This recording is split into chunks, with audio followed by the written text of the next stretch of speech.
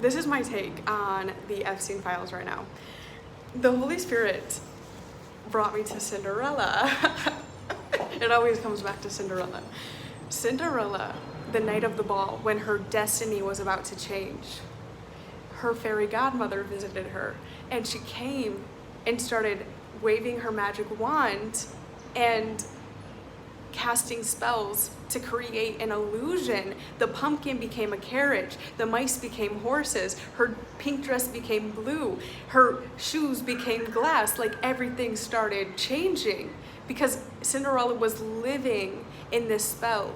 And right before she was about to head out, her godmother reminded her that the spell has an expiration, the magic has an expiration, and the last bell at 12 is when the magic is to wear off, and she was to be back in her home. And so when she goes to the ball, she meets the prince and she has a time, right? And then she's running to get home before 12 because she knows what she's about to have to face, the truth.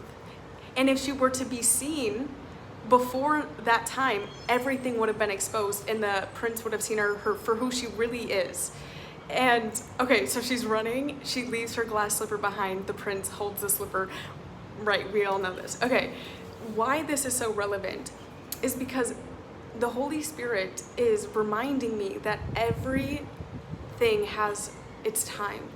The illusion is coming to an end because our awareness is heightened.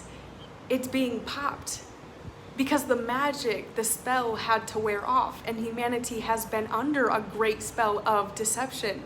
And now consciousness is rising, we're able to see. For everything that has been done in the dark is being exposed by the light. Where does the light live? In you and me, come on! God said, you are the light of this world. That's why Yahuwah said, you are the light of this world. That light lives within.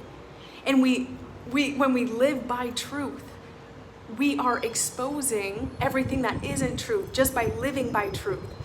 And so when the spell wore off, Cinderella was faced with the reality. Right now, we're having to face the reality we haven't been able to see, not because it wasn't always there, but because we weren't able to see. The great illusion is up. The time has come. It is the hour. Woo-hoo-hoo!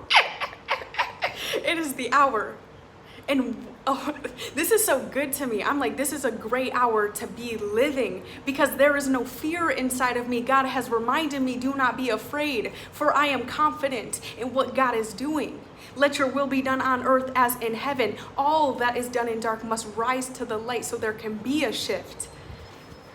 God talks about the 144,000 in Revelations. We're going to go through it, okay?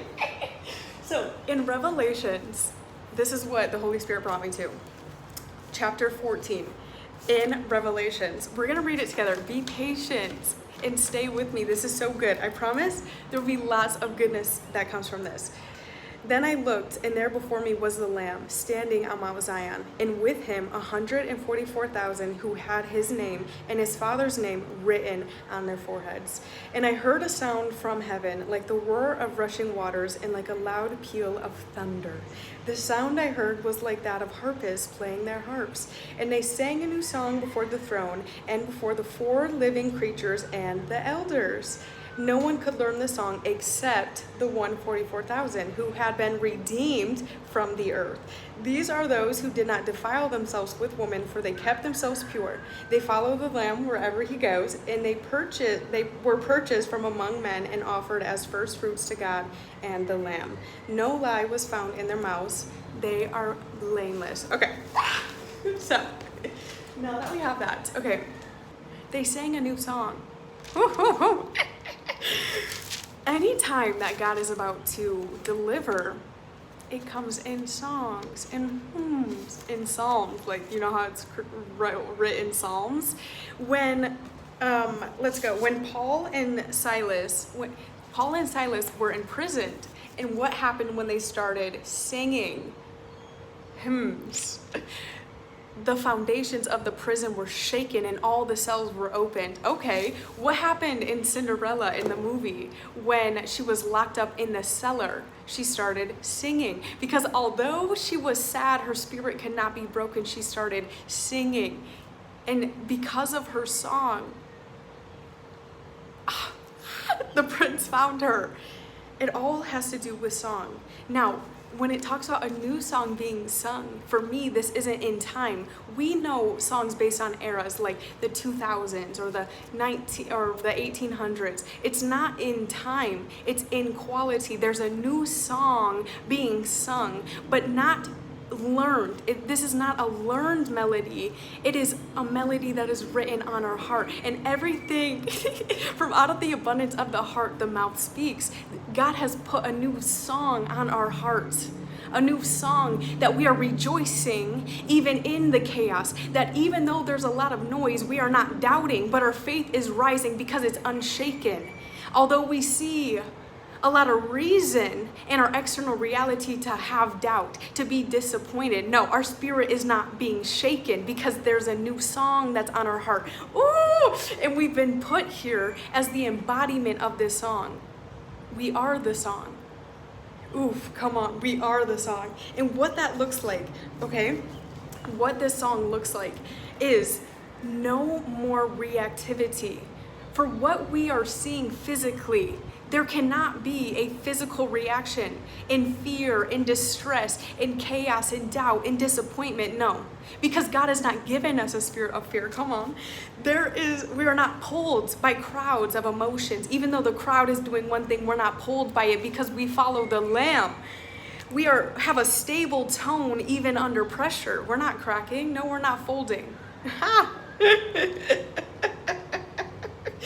We are guided by alignment, not by our impulses. The flesh no longer has control. We are fully spirit-led.